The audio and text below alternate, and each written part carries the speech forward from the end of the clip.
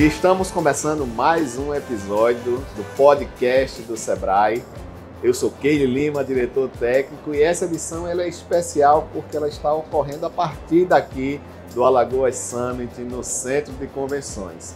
E temos uma convidada super especial, a Helena Berto, que já passou por grandes empresas, mas que fala sobre diversidade com impacto, sobre cultura organizacional e sobre inovação do ponto de vista estratégico. E nós vamos bater um papo aqui bem interessante para falar dessa temática. Helena, um prazer grande de estar aqui conosco. E eu já entro logo perguntando o seguinte, olhando para o pequeno negócio, como é que ele pode colocar a inovação de impacto no seu negócio?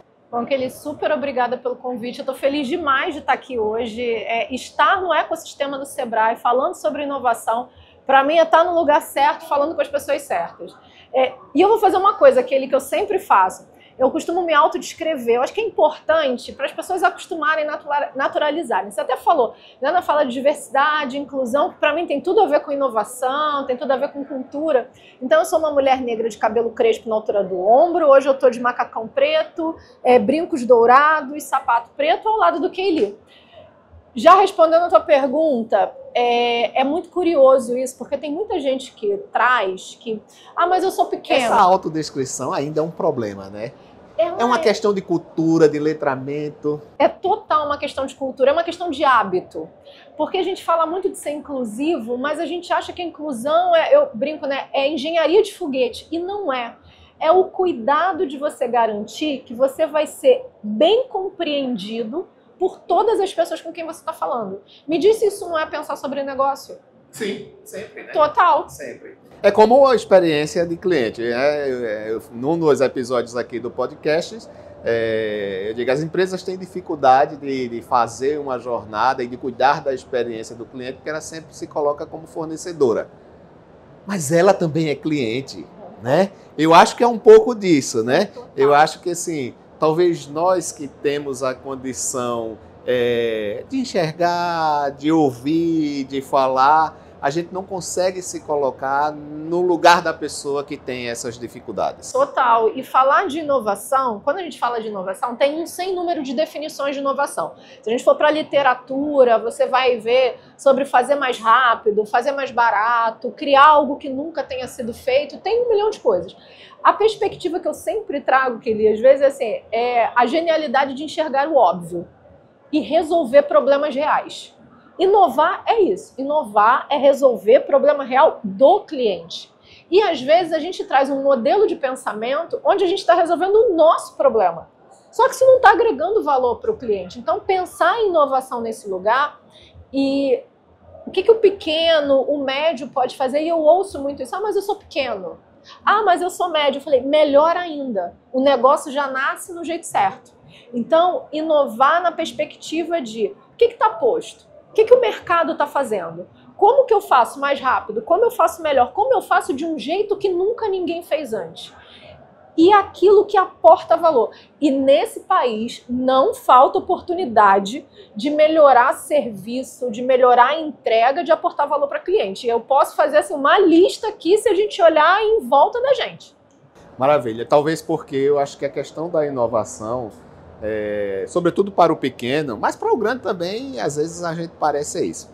Alguns ligam inovação à tecnologia, outros ligam inovação a questões mais complexas. Mas eu sempre digo o seguinte, se fizer o básico bem feito, já inovou. Total. Fazer o básico bem feito, para mim, é uma das principais inovações possíveis.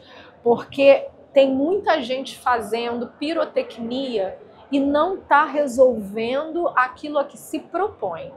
De coisas mais simples. Um exemplo, quantas vezes você foi contratar um serviço para sua casa, por exemplo, você pediu um orçamento. E o básico não consegue chegar. Demorou 1 semana. Ok, né? Vamos entender que tinha uma super demanda. Aí quando vem, não vem a informação. Então, esse básico bem feito, ele parece que é bobo, Mas é isso que faz o processo de encantamento, de eu me sentir percebida e valorizada desde a primeira interação. Mas onde é a raiz do problema? Por que a gente ainda, por exemplo, isso que você colocou, fazer um orçamento, que é a coisa mais simples do mundo. Eu quero fazer a pintura de uma parede. Quanto custa? Por que é tão difícil ainda? Olha, eu acho que é muito multifatorial, tá? Eu acho que tem uma perspectiva, às vezes, de pessoas que até querem fazer, mas que precisam se capacitar, precisam aprender a fazer. A gente precisa reconhecer que num país como o nosso, tem muito gap, né? Tem muito buraco ali de uma ausência de preparação, das pessoas terem as ferramentas. Por isso que o papel do Sebrae é tão fundamental, né? De capacitar, de instrumentalizar. Mas também tem uma dimensão, e que para mim essa é a mais grave, não falta capacitação, não sabe você saber o que precisa ser feito. Falta a centralidade do cliente. Entender que você não está prestando um favor. O teu negócio existe em função do cliente, não o contrário. Então, esse encantamento, pensar a jornada, cuidar de cada uma das interações que a gente faz, você precisa fazer de forma espetacular. Porque sem aquela pessoa o teu negócio não existe. Então, acho que tem um lugar de um desleixo, às vezes, que passa de entender que, assim, estou te fazendo um favor prestando esse serviço e não você comprando de mim. Mas eu acho que também, Helena... imagine que assim, eu sou proprietário de um pequeno negócio que vivo a realidade da maioria dos pequenos negócios. Eu tenho que pagar conta, eu tenho que fazer compras, eu tenho que cuidar do funcionário que falta, eu tenho que cuidar de filhos, eu tenho que cuidar da casa, o meu carro quebra, me deixa na mão, eu não tenho um transporte eficiente. E aí chega a Helena e diz... E agora você tem que inovar. Como que eu vou inovar desse jeito? Olha, eu acho que o brasileiro é um povo muito inventivo. A capacidade que a gente tem de reinvenção e de tirar a novidade da escassez é um negócio muito único no mundo. O Brasil é um case de inovação. Muitas vezes você considerar toda essa realidade e ainda oferecer um serviço por si só já é uma inovação. O que eu percebo é que a gente precisa se dedicar um pouco mais às disciplinas de gestão. Eu vou te dar um exemplo. Eu estava conversando com uma empreendedora, ela tem um salão de beleza, e eu fiquei muito impressionada quando eu cheguei. Assim, estava tudo muito bem feito, estava tudo muito bem estruturado. Isso foi no Amapá. E eu perguntei para ela, eu falei, cara, como que foi esse processo de chegar aqui? Porque você olha, teu salão não está devendo em nada a salões nobres, exatamente, de grandes redes. E ela falou, olha, eu comecei muito pequenininha, né? Eu comecei com um lavatório na minha casa, lavatório, né, onde você lava o cabelo. E eu entendi que eu queria crescer, mas para crescer eu precisava dar um passo de cada vez. E aí ela falou que procurou o Sebrae, que fez todos os cursos, que fez 1 milhão de treinamentos. Então, ela teve uma perspectiva de jornada, porque às vezes a gente também quer escalar sem colocar boas bases. O que eu conversei com ela? Eu falei, como que tá a jornada de vocês, o dia de vocês? E foi um papo, porque eu fui fazer o meu cabelo, tá? Eu falei assim, às vezes a gente manda, às vezes a gente não manda. Eu falei, então faz o seguinte, pega a segunda-feira. A segunda-feira é o teu dia de pós-venda. Oi, você veio aqui tem 30 dias. A gente acha que talvez seu produto já esteja acabando. E aquele tratamento que você fez já está na hora de voltar. E a gente foi semana a semana, sabe, dia a dia. Ela falou assim, olha, até que coube. Muitas vezes a gente precisa fazer esse esforço. Óbvio, a gente não está dizendo que é simples. Não é simples, não é fácil, é complexo. Eu falei agora na palestra. Eu falei, olha, eu adoraria que a vida da gente fosse um tiro de 100 metros. Que a gente chegue em 9,6 segundos. Mas é uma maratona e às vezes com barreira. Então é muito mais sobre a consistência do que sobre a velocidade. Então, às vezes, a gente precisa ter essa consistência de botar um bloco de cada vez até subir a parede toda, do que subir uma parede muito rápido que não vai sustentar o peso do telhado. Boa essa sua fala, porque até eu tenho uma palestra que fala sobre a questão da experiência do cliente, e eu digo que a experiência ela não é uma jornada, não é um tiro de 100 metros, né? Mas é uma maratona que exige do empreendedor vigilância o tempo todo, constância, ritmo, essas coisas. E um quê de resiliência? Resiliência muito forte. Mas tem uma coisa que talvez o empreendedor hoje, de um modo geral, é que ele é tão bombardeado diariamente por isso aqui, com redes sociais, que vai criando para ele uma sensação de insegurança, de fracasso, de que ele não está conseguindo chegar naquilo. E aí tem os caras que são os experts em dizer o seguinte: o teu negócio do $1 milhão vai nascer agora. E aí como é que a gente faz sobre isso? Olha, a gente acabou de conversar sobre isso lá dentro, porque era um grupo de empreendedoras, e eu brinquei com elas e falei assim, sabe, às vezes onde eu queria morar? Na minha rede social. Porque todo mundo é bonito, todo mundo malha, todo mundo é bem sucedido, todo mundo faz pão, todo mundo faz receita saudável. É um Brasil. Todo mundo sempre bem penteado. Todo mundo é um mundo perfeito. Por quê? Porque a gente precisa ter o senso crítico mesmo, né, de olhar para aquilo ali e falar assim, olha, isso aqui é uma foto, um recorte escolhido. A vida real não é isso aqui. E a gente precisa começar a se blindar um pouco de reconhecer que assim, ó, a vida real não é isso. E boa parte, respeitando obviamente o trabalho de muita gente séria, que faz um trabalho muito consistente, de que nem sempre 5 passos para isso, 7 dicas para aquilo, 3 segredos é o que vão te fazer chegar no próximo nível, porque a sua energia quântica, não, gente, a vida real requer acordar cedo, dormir tarde, muito esforço, gelo na barriga, como a gente costuma dizer, respirada funda, recomeço e muita consistência. Eu acho que um dos desafios do nosso tempo, tá? Eu acho que é o desafio para o empreendedor, para a gente que tem filho, é reconhecer que a vida real não é isso e que não existe fórmula mágica. A fórmula mágica é acordar cedo, trabalhar muito duro, buscar se capacitar, cuidar da sua saúde, cuidar da sua família, porque você não pode perder no meio do caminho da jornada aquilo que mais importa, e reconhecer que é um dia de cada vez. Eu acho muito perigoso e às vezes um dano muito grande, principalmente quando o pequeno e o médio empreendedor olham e parece que está tudo dando certo para todo mundo, menos para ele.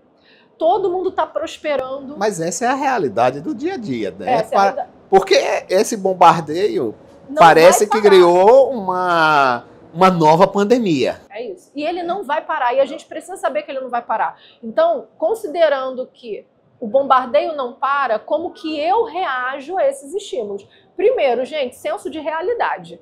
A gente precisa ter senso de realidade. Eu trouxe um número aqui de uma pesquisa, né, IBGE, se eu não me engano, 90% da população brasileira ganha até R$ 3.500.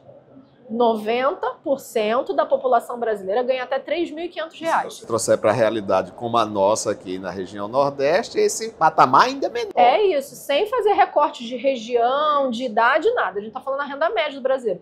Gente, se 90% do Brasil ganha menos de R$ 3.500, aquele pessoal que está dizendo para você, faça 5 passos, 7 receitas ou qualquer coisa, eles não são a realidade do Brasil. E no final do dia eles estão ficando ricos vendendo curso. Né? Obviamente, tem muita gente séria trabalhando, muita gente produzindo conteúdo de muito boa qualidade. Mas a gente precisa reconhecer que, senso crítico, gente, isso aqui não corresponde à realidade. O que é a realidade? A realidade a gente vive num Brasil que 90% ganha até R$ 3.500, que o empreendedor, né, os negócios, às vezes em 3 anos eles naufragam.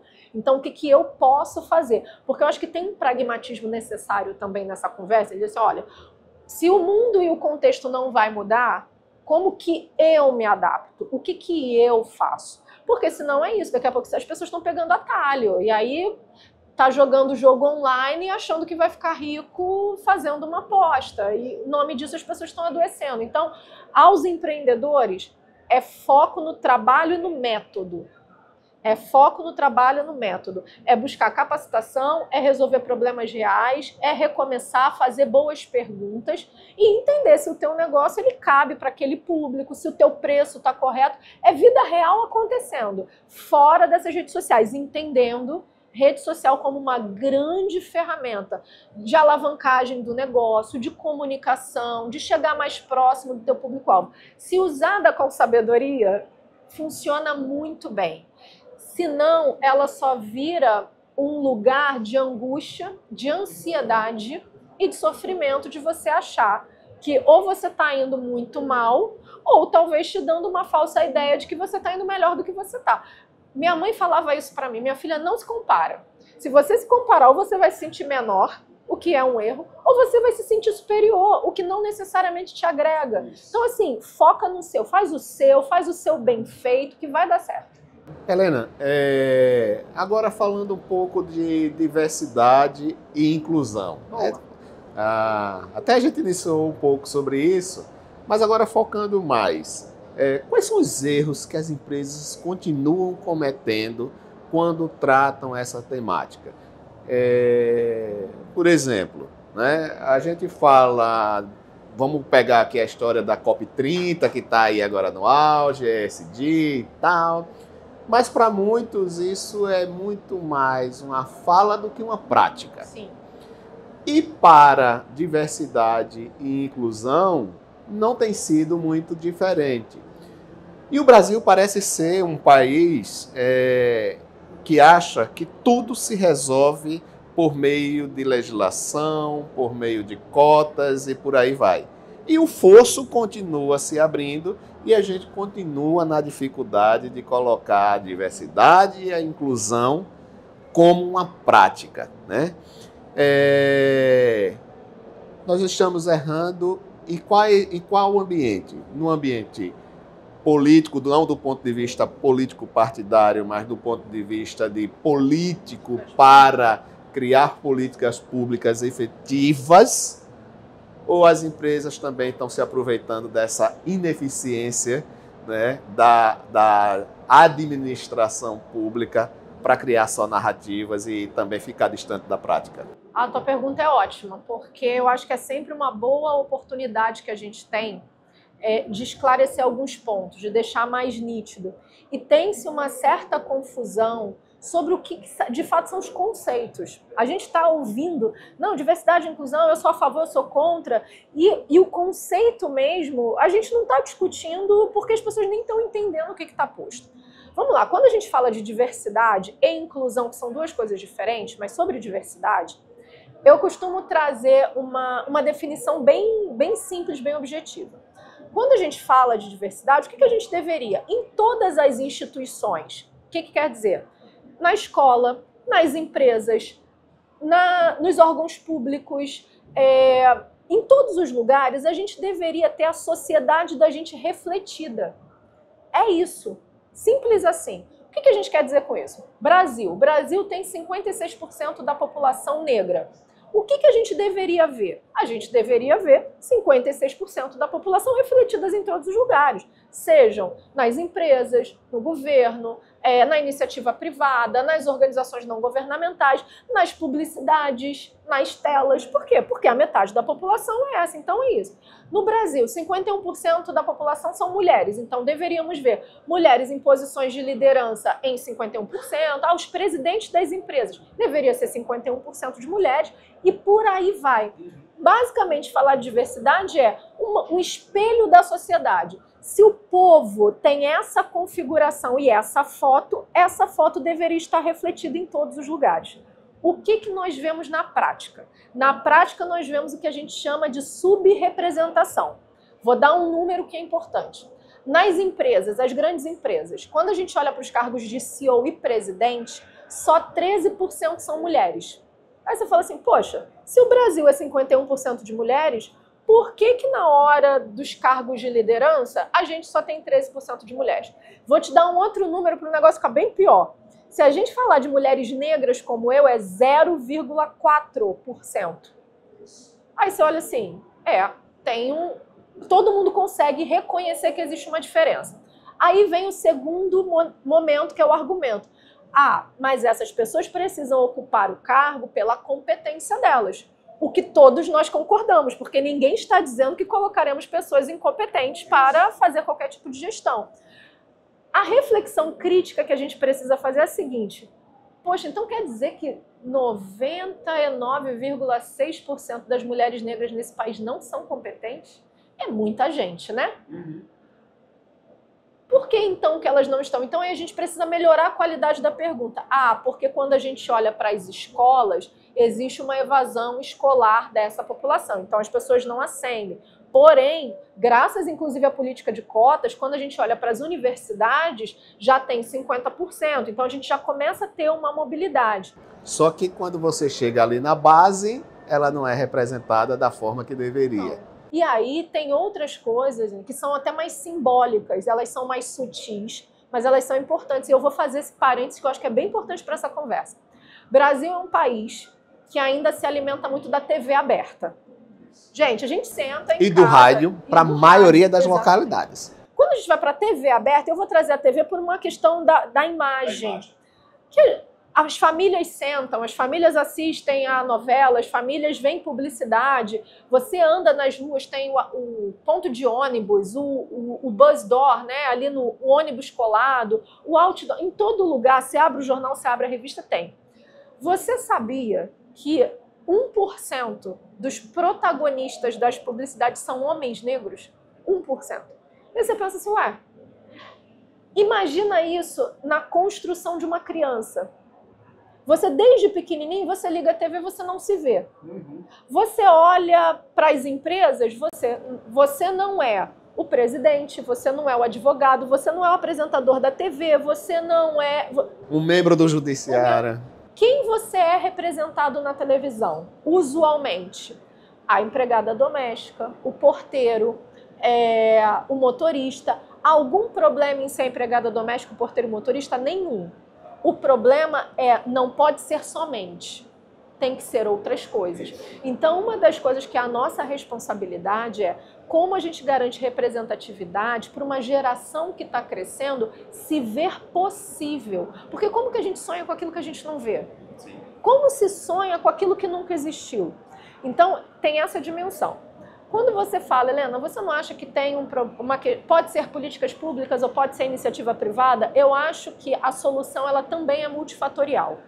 Existe uma dimensão de políticas públicas que tem que investir na educação, na habitação, na moradia. A força de lei ela é importante porque ela regula, mas ela tem que ter uma regulação que faça bastante sentido. Mas aí é que tá, se a gente fizesse esse básico bem feito dentro daquilo que a gente estava conversando pela inovação, as políticas públicas tivessem funcionar como deveriam, boa parte disso a gente ia suprindo e criando, de fato, um ambiente de igualdade que seja justo. Porque o que ocorre é que, pegando aqui nesse gancho, e é importante a gente saber o seguinte, como é que as empresas podem, então, se as políticas públicas do lado de cá não conseguem resolver isso, como é que elas podem atuar para mitigar esse distanciamento que existe, que é estrutural ao longo do tempo. Porque quando você chega, por exemplo, em um posto de saúde, eu trabalhei com saúde lá atrás, né? Você, quando entra em determinados ambientes, por exemplo, sistema de vacinação, ele não tem muita diferença nessas questões, né? Você pode ser de qualquer etnia, né? De qualquer raça, cor, localidade, essas coisas, você está lá. Porém, quando você chega para os atendimentos, muda completamente. Não é isso? Como é que as empresas poderiam fazer isso, já que a administração pública não faz o básico bem feito, e isso é histórico, e aí a gente tenta corrigir por legislação, e não sou contra, mas acho que esse fosso acaba se abrindo porque fica, de um lado, a gestão pública tentando resolver, mas de um outro lado, digamos assim, a iniciativa privada ainda sem tentar entender como é que esse lado daqui funciona. Eu acho que tem muitos atores para essa equação fechar. Eu vejo avanços, né? Então eu reconheço que muitos avanços aconteceram, políticas de cotas, algumas outras políticas de acesso, e elas são importantes para esse avanço e a gente precisa reconhecer o papel delas. Acho que tem um caminho longo ainda pela frente e acredito que essas questões de diversidade elas entram num guarda-chuva mais amplo, de serviços básicos mesmo que precisam estar postos. E por que eu acredito na figura do público? Por conta da escala, né? Você precisa escalar isso. Quando eu olho para a iniciativa privada, eu acho que ela tem um papel fundamental. Primeiro porque ela é o grande motor econômico do país. E eu ouço muito o pessoal falando assim, eu venho de uma jornada de passar por grandes empresas.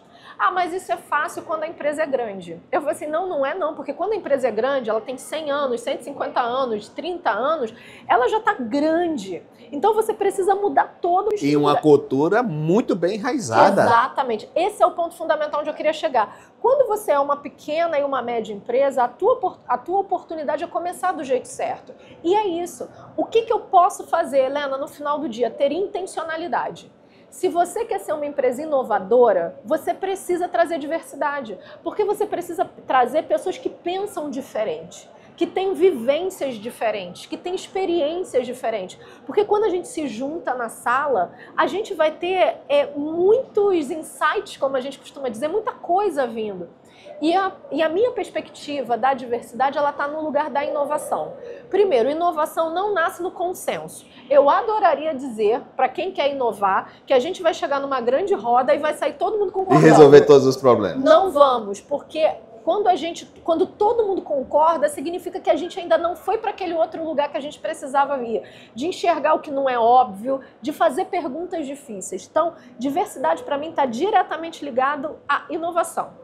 Quando eu sou pequeno e médio, eu preciso pensar, inclusive, nas minhas limitações. Talvez, não tenho dinheiro para comprar uma pesquisa. Não tenho dinheiro para... Como é que eu monto um time que seja heterogêneo? Ah, mas vai dar trabalho. Isso é um fato. Vai dar mais trabalho. Mas como eu trago pessoas que têm vivências diferentes, históricos diferentes, jeitos de pensar diferentes, quando eu coloco isso tudo na mesa, aí vem o dissenso. Aí vem a pergunta difícil. E o que normalmente, pensando em cultura organizacional, algumas organizações fazem você tira o divergente. Aquele que pensa diferente, esse aí questiona tudo, esse aí reclama tudo. Você tira, quando na verdade, muitas vezes é esse indivíduo ou indivídua que vai trazer para você essa riqueza de falar assim, pô, mas fez uma pergunta que eu não tinha pensado sobre isso. Então essa é a importância da diversidade. Mas a diversidade tem uma dimensão que é a inclusão. Porque não é só sobre trazer as pessoas, é fazer com que as pessoas se sintam bem-vindas, pertencentes e valorizadas por aquilo que elas são e aquilo que elas aportam. Porque senão você cria um ambiente onde a pessoa se sente sufocada e ela só quer ir embora. E se você tem um ambiente onde as pessoas se sentem confortáveis, elas vão trazer o melhor delas. Porque se eu estou num lugar onde valorizam quem eu sou, e quem eu sou, eu não sou só a Helena, publicitária, que trabalha com isso e isso. Eu sou Helena, mãe da Olívia, casada com o Igor, filha da Maria Helena, carioca, vascaína, que frequenta a igreja, que faz trabalho social, que gosta de ir na praia. Todas essas experiências constroem quem eu sou. E na hora de um processo de tomada de decisão, de desenvolvimento de produto, de inovação, e eu me sinto valorizada por ser exatamente a pessoa que eu sou, eu trago tudo, eu boto na mesa, porque eu quero contribuir, eu quero construir junto. Então a potência da diversidade está nesse lugar. O que as empresas podem fazer, principalmente as pequenas e as médias? Ter intenção. Eu quero intencionalmente trazer quem? Eu quero trazer mulheres, negros, pessoas com deficiência, a comunidade LGBT, mas eu também quero trazer pessoas com formações diferentes, lugares que moram diferentes, pensamentos diferentes, porque não é só sobre a demografia, é sobre quem as pessoas também são e o que elas trazem consigo. É isso que dá para fazer. E aí você trouxe um ponto que eu acho que é importante que a gente fale, que é a questão da cultura. No final do dia, nossos produtos, nossos serviços, eles são a tangibilização da nossa cultura. A nossa forma de pensar e de fazer. Ele aterriza os valores daquela organização. E se você começa a construir uma empresa com uma cultura plural, diversa, onde cabe esse dissenso, onde opiniões diversas elas são bem-vindas, onde você tem uma liderança que pode ser só você, inclusive, mas que não vai falar assim, não, o negócio é meu, eu sempre fiz assim e vai ser desse jeito. Porque aquilo que te vai chegar até aqui não necessariamente é o que vai fazer você andar a próxima milha. Mas muitas empresas se perdem nesse caminho, né, de mudança da cultura. São N empresas aí, se a gente... É porque eu agora não me recordo, mas assim... Várias empresas já disseram o seguinte, eu sou inclusivo, eu sou plural, diverso, mas no final das contas, quando chega na entrega do produto, você é completamente diferente de tudo que você disse, né? E por isso que eu sempre pergunto, há uma distância ainda muito grande e isso bate um pouco também na questão da experiência do cliente, né? Porque você, em um determinado momento, você diz uma coisa e pratica outra. É como se eu tivesse uma empresa que diz, eu sou pela sustentabilidade. Só não sou sustentável. Eu só não sou sustentável. Como que pode acontecer isso, né? Então, assim, hoje a gente ainda vive muito esse conflito e eu acho que ainda será geracional, né? Romper e efetivamente a gente entender de que é o seguinte, na prática eu digo e na prática eu faço. Sim. Né? É a coerência, né? E falta muito dessa coerência ainda. Eu acho que a gente tem um caminho longo. Eu vejo muita iniciativa consistente, eu vejo muita empresa fazendo, muitas mesmo. Mas eu ainda acredito que... Porque empresas são micro-universos sociais, né? Você não tem uma empresa que saiu do nada. Você tem ali os mesmos atores sociais. Então, são reflexos da sociedade. E eu acho que a gente está num tempo mesmo de carência, de coerência, de consistência, no que eu acredito.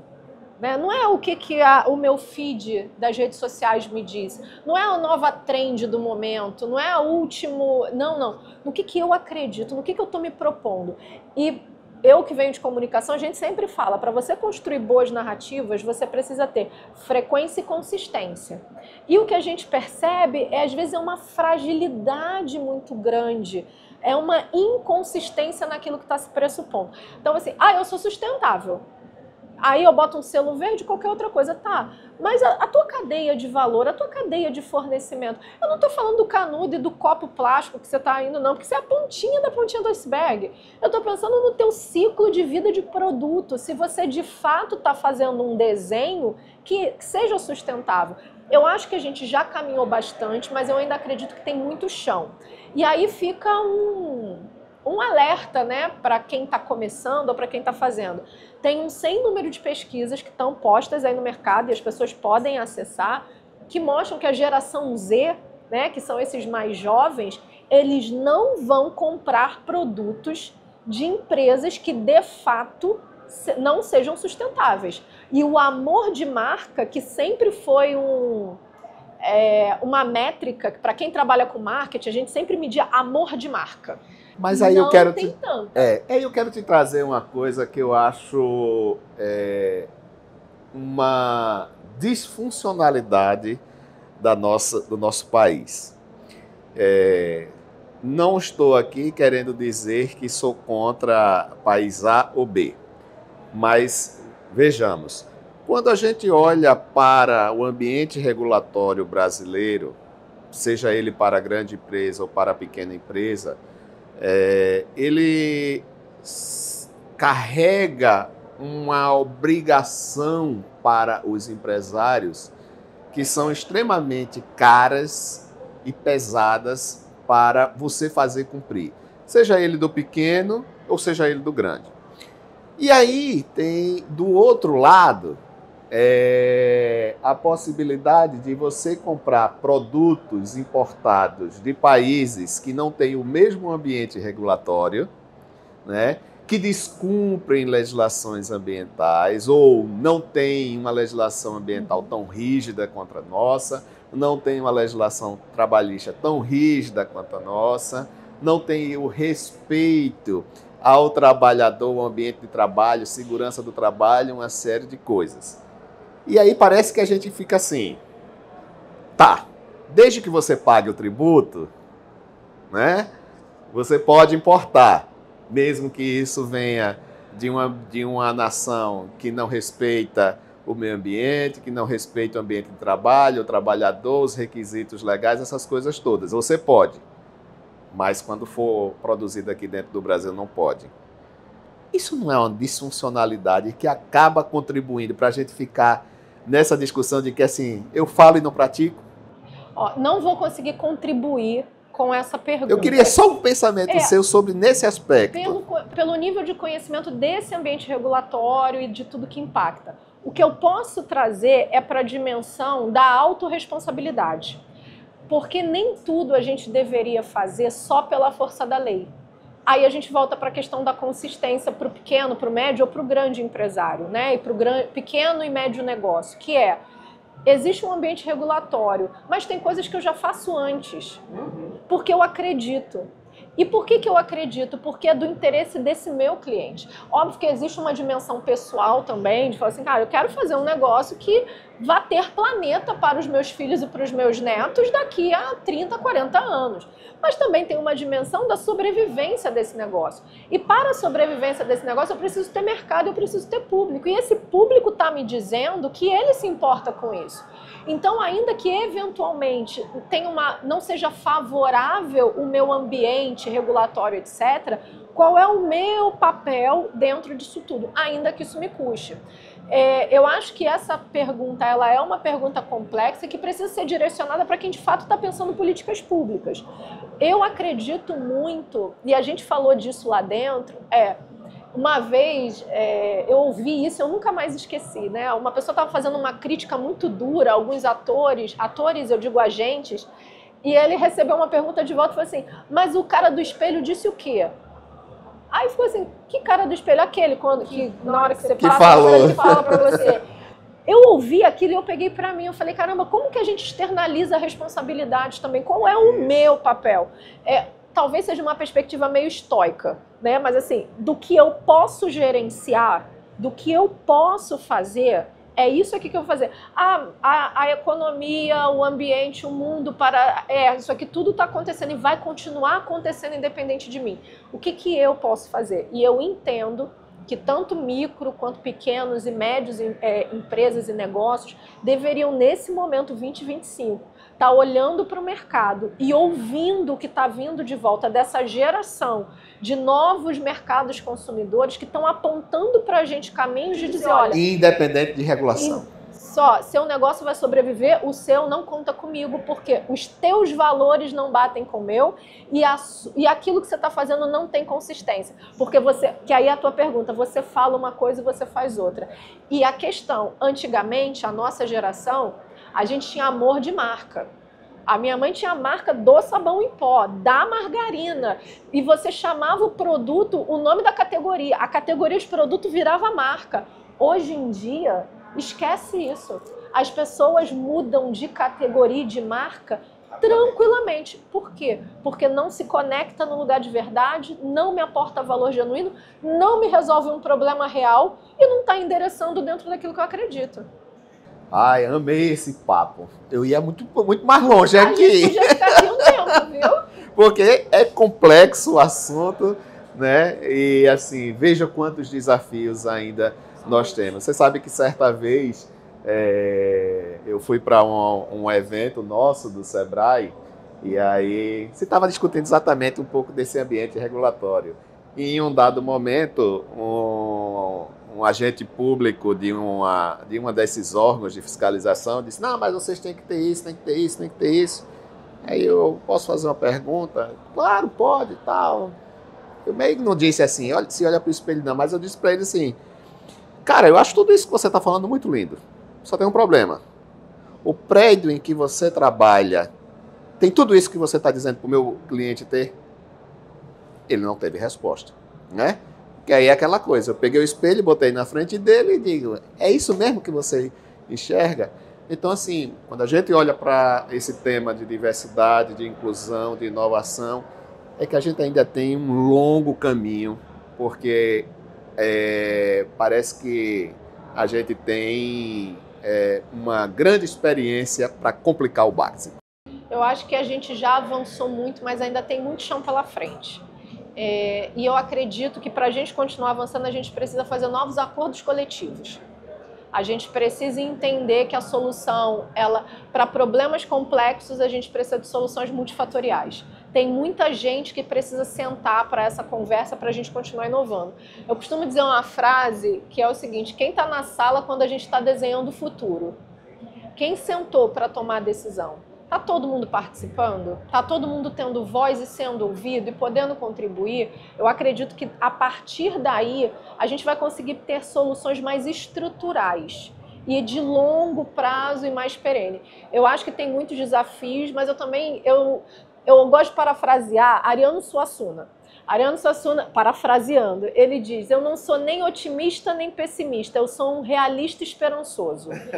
Ele não tem o otimismo dos bobos e nem o pessimismo dos chatos, mas ele olha para o mundo e para o futuro com uma possibilidade de esperança. Então, eu acho que tem desafios, mas eu também acho que a gente avançou. Ao passo que eu também considero que a gente tem muito pela frente. E que bom que a gente tem, porque tem muita gente chegando pronto para contribuir e fazer esses novos acordos que a gente precisa.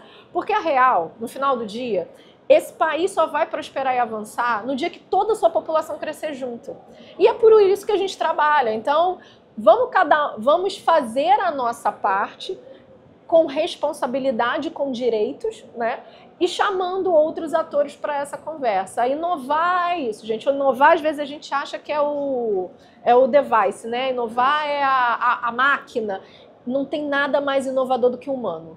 Nada mais inovador do que pessoas. Maravilha. Helena, obrigada. Imagina, Né? Foi um prazer grande ter você aqui conosco. E a você que está nos assistindo, você que é proprietário de pequeno negócio, acompanhe a gente nas redes sociais, assista os outros episódios que já fizemos com outras personalidades importantes e que está trazendo temas super importantes que impactam o seu negócio, mas que impacta também no seu dia a dia, na sociedade como um todo. É isso que a Helena colocou aqui e eu estou muito feliz e gostaria de ficar mais tempo, né? Vai ter outra oportunidade. Vamos fazer segundo episódio, vai virar temporada. Se Deus quiser. Valeu, gente. Obrigado.